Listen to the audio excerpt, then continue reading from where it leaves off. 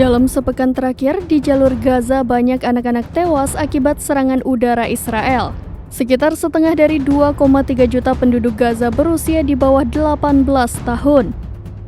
Dilansir dari Al Jazeera, serangan kali ini merupakan serangan besar kelima yang dilakukan Israel dalam 15 tahun terakhir. 4 dari 5 anak di Gaza hidup dalam depresi akibat konflik, lapor Save the Children pada tahun 2022.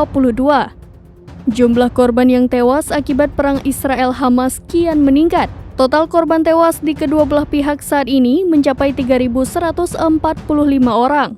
Di Gaza, jumlah orang yang tewas mencapai 1.799 jiwa dan 6.388 orang terluka. Sedangkan di tepi barat yang diduduki, total korban jiwa mencapai 46 orang dan 700 orang terluka. Lalu di pihak Israel sendiri 1.300 orang telah tewas dan 3.400 orang lainnya terluka. Angka-angka tersebut telah dilaporkan oleh Kementerian Kesehatan Palestina, Masyarakat Bulan Sabit Merah Palestina dan Layanan Medis Israel. Di antara korban tewas itu 500 anak telah terbunuh dalam konflik yang berlangsung selama 7 hari terakhir.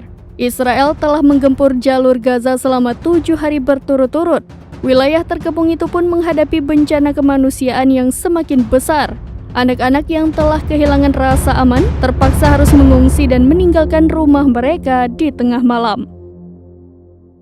Download Tribun X sekarang, menghadirkan lokal menjadi Indonesia.